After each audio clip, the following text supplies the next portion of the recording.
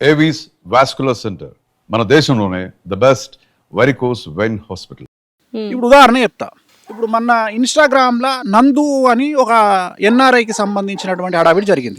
Nandu's world అంటే ఎక్కడికి వెళ్ళిపోయారు జనాలు అంటే, ఆమె లండన్ సిటిజన్, యూకే సిటిజన్. అవును, ఆమెను పట్టుకురావాలనంటే ఒక 50 నుండి 100 కోట్ల రూపాయల ఖర్చు వస్తుంది భారతదేశానికి. Right, correct. మనకు ఆ విషయం తెలియదు. మనం అరెస్ట్లను వేసేస్తాం, ఉరి శిక్షను వేసేస్తాం, చంపినమని వేసేస్తాం.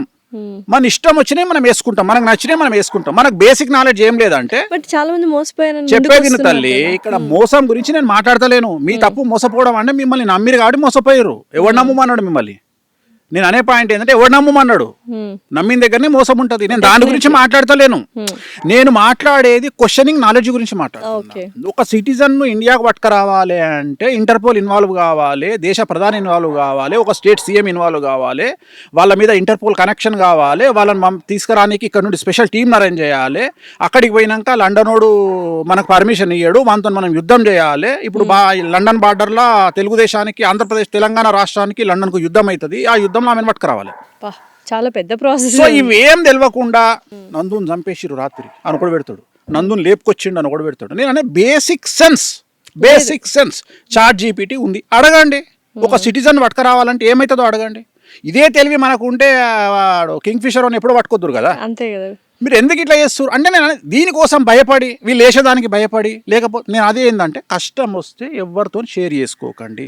ఏమవుతుందంటే కష్టం రావడం కంటే మీరు కష్టాన్ని షేర్ చేసుకోవడం వల్ల సమస్యలు ఎక్కువ ఇస్తాయి. కరెక్ట్. బేసిక్ ఏం చేస్తావు నువ్వు? నీకు ఒక సమస్య వచ్చింది, దన్నా దోస్తులు ఇద్దరికి, చుట్టాలకి ఇద్దరికి ఫోన్ చేసి నువ్వు టెన్షన్ లో పానిక్ అటాక్ వల్ల 10 మందికి చెప్తావు. ఈ 10 మందిలో ఏ నా కొడుకు నీకు పని చేయడు. నువ్వు ఫోన్ పెట్టేసిన మరుక్షణం వాడు ఏం చేస్తాడు తెలుసా? 100 మందికి ఫోన్ చేస్తాడు.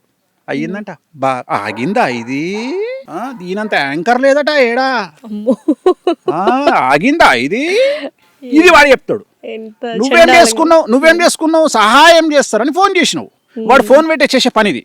ఇట్లా 100 మంది ఇంటూ 10 వేసుకున్నా 1000 మంది నేను తిడతారు తప్ప ఇలా ఎవడు వచ్చి నీకు సహాయం చెప్పాడు. సో మనకి మనమే సహాయం చేస్తాం. సో నేనేమంటున్నా అంటే, మర్డరు, మానభంగం ఈ 2 చేస్తే నేను ఎవడు కాపాడలేడు. బ్రెయిన్ స్ట్రోక్, హార్ట్ స్ట్రోక్ ఈ 2 వస్తే నేను ఎవడు కాపాడలేడు. సో ఈ 4కి భయపడు, దేనికి భయపడు. ఇప్పుడు ఉదాహరణ, మీ ఇంట్లో ఎవరికో బ్రెయిన్ స్ట్రోక్ వచ్చింది. బ్రెయిన్ స్ట్రోక్ గారు ఆగండి, మా నాన్నగారు వస్తున్నారు, ఆన్ ది వే, ఇప్పుడే మెట్రో దిగిర్రు అన్నాం అనుకో, అవుతుంది? అది ఆగదు. వచ్చే వరకు గిలగిల కొట్టుకొని పీకుతాడు. హార్ట్ స్ట్రోక్ కూడా అంతే. రైట్, ఇది బేసిక్. ఈ 2 బేసిక్. అంటే ఒక మనిషి చచ్చిపోవడానికి ఈ 2 మాత్రమే కారణాలు అవుతాయి. ఎయిడ్స్కు 10 ఏళ్ళు బతుకుతావు, క్యాన్సర్కు మంచి నార్మల్ క్యాన్సర్, థైరాయిడ్ క్యాన్సర్ అయితే జీవితాంతం బతుకుతావు, సచ్చే వరకు బతుకుతావు, అంటే 70 ఏళ్ళు బతుకుతావు. కొన్ని క్యాన్సర్లలో 2 ఏళ్ళకు పోతావు. బట్ ఏదైనా 10 నిమిషాల అకస్మాత్తుగా వచ్చే చావుల గురించి 2. నేను మాట్లాడేది 2. అకస్మాత్తుగా అంటే దేవుడు డిసైడ్ చేసిన ఈ 2. నేను అనేది యాక్సిడెంట్ కాకుండా, only brain stroke, heart stroke. ఇవి కాకుండా ఏది నిన్ను ప్రాబ్లం క్రియేట్ చేయదు. అట్లనే మర్డరు, మానభంగం తప్ప ఏది చేసినా ఏం కాదు. మనిషికి మనిషి సహాయం లేకుండా ఎవడు చేస్తున్నాడు తల్లి? సహాయం ఎవడు చేస్తున్నాడు? ఎవడు చేస్తుండు? మీకు ఇంతవరకు అంటే ఇన్ని ఇయర్స్ అయింది, ఎవరి సహాయం పొందలేదా మీరు ఇంతవరకు? వేణుస్వామి గారి జీవితంలో ఒక మనిషి సహాయం పొందలేదు అపార్ట్ ఫ్రమ్ ఫ్యామిలీ? నిజాయితీగా ఎవరి దగ్గర పొందలే. అంటే నా నుండి ఎక్స్పెక్ట్ చేయకుండా ఎవ్వరు చేయలే నాకు హెల్ప్. నేను అనేది ఏంటంటే, వీళ్ళకంటే నా పనులు బెటర్ కదా. డబ్బులు ఇస్తే పని చేస్తారు. నేను అనేది నువ్వు ఎవరు ఏమంటాడు అంటే, చివరికి నేను ఇన్నది ఏంటంటే, వాడికి బలిసింది వాడు చేసాడు. This is the answer final. సహాయం చేస్తున్నాం. సో ఇలాంటి చాలా తగిలాయి కాబట్టి సహాయం చేసినప్పుడు నాకు కాదు తల్లి, చాలా మంది గొప్ప వాళ్ళను మనం తిట్టుకుంటాం. చాలా మంది గొప్ప వాళ్ళు మనుషులను కేర్ చేస్తలేరు అని తిట్టుకుంటాం. వాళ్ళు ఇవన్నీ చూసి వచ్చిరు కాబట్టి. నేను అనేది ఏంటంటే, నాకు తెలిసిన ఒక శిష్యుడు ఉంటాడు. ఎగ్జాంపుల్, వాడు అంతకుముందు నన్ను గురువు గారు అంటాడు. సడన్గా వాని బిహేవింగ్లో నేను ఎట్లా అబ్జర్వ్ చేస్తాను అంటే, గురువు గారు పోయి గురువుకి వచ్చింది కథ. దోస్తు నడతాడు, ఏం గురు అంటాడు కదా, ఆ టైప్లో గురువు అని పెట్టిండు మెసేజ్. ఆ గురువు అనగానే నాకు అర్థమైపోతుంది, ఓహో ఈయనకి దగ్గర పడ్డదిరా అని. దానికి రీజన్ ఏంటి అంత అహం రావడం? ఏం లేదు, వాడు ఏదో కారు కొని ఉంటాడు, వాడు ఏదో కారు కొని ఉంటాడు, వాడు ఏదో చేసి ఉంటాడు, గొప్పతనం చేసి ఉంటాడు. వాని దృష్టిలో ఏంటంటే వాడికి ఏదో గొప్ప. నేను అసలు డోంట్ కేర్, నీ మనీని, నిన్ను ఐ డోంట్ కేర్. ఒక పెద్ద తోపు తోపు తోపు తోపు హీరో ఫోన్ చేసిండు నాకు, నా మేనేజర్కు ఫోన్ చేసిండు అపాయింట్మెంట్ కావాలని. రెస్పెక్ట్ ఇచ్చి మాట్లాడితే రూపాయి తీసుకోకుండా పోయి జాతకం చెప్తా.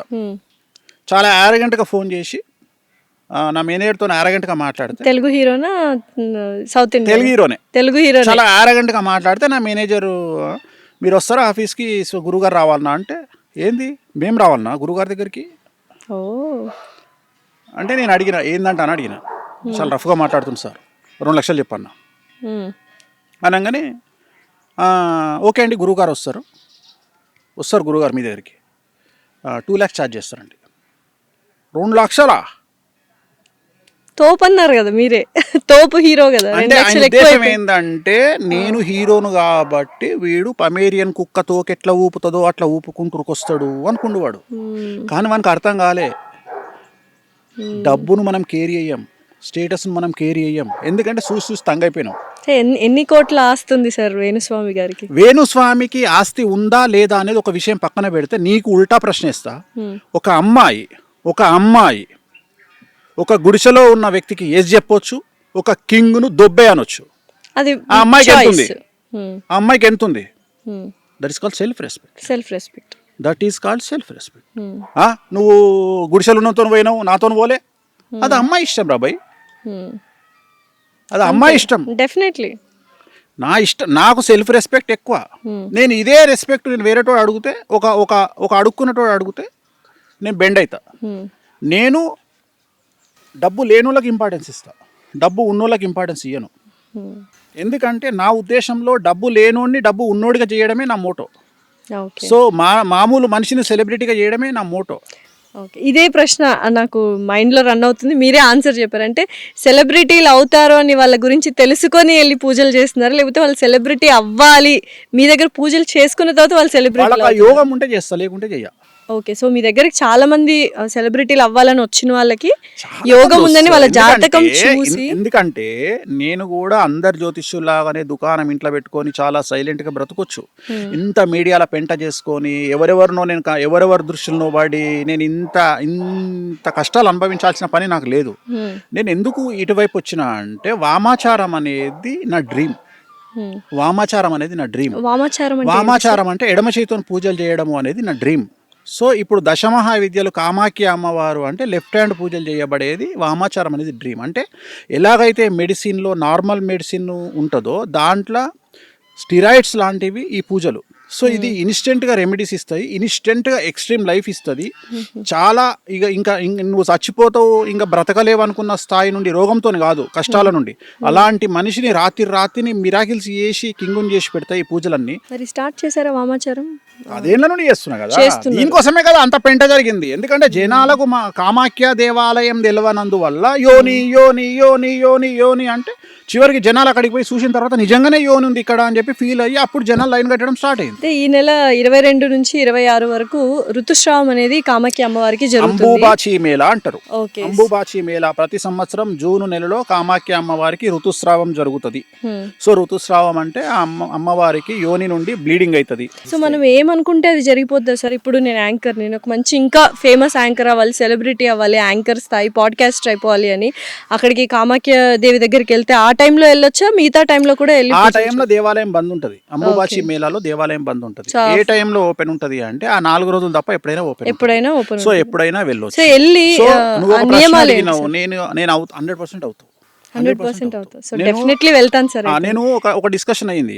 ఒక డ్రైవరు ఒక యజమాని అడిగిండు నన్ను, గురూజీ ఈయన డ్రైవర్ పని చేస్తాడు కదా, ఈయన లైఫ్ లో సూపర్ స్టార్ ఎట్లా అవుతాడు అని అడిగిండు. చాలా మంచి ప్రశ్న ఇష్టం. ఈ డ్రైవరు లోకల్ ఎమ్మెల్యే దగ్గర డ్రైవర్గా పనిచేస్తే లైఫ్ మారిపోతుంది అంతే. లీడర్ సినిమాల రానాతోని సీఎం డ్రైవర్ చెప్తాడు, సార్ రాత్రి నాన్నగారు నాకు బ్యాగ్ ఇచ్చిరండి, 20 కోట్ల బ్యాగ్ ఇచ్చిర్రు సార్, అందులో అమ్మాయి కోసం అని చెప్పేసి ఒక 60 లక్షలు వాడుకున్నా సార్ అంటే డ్రైవర్ చేతిలో 20 కోట్ల బ్యాగ్ వచ్చింది. సో నీ స్థానాన్ని బట్టి, మార్పును బట్టి నీ ఇంపార్టెన్స్ పెరుగుతుంది. డ్రైవర్ అనగానే నువ్వు చీపదీయాల్సిన పని లేదు. ఊబర్ డ్రైవర్ వేరే వాల్యూ ఉంటుంది, ఎమ్మెల్యే డ్రైవర్కి వేరే ఉంటుంది, సీఎం వాల్యూ వేరే ఉంటుంది, డిప్యూటీ సీఎం వాల్యూ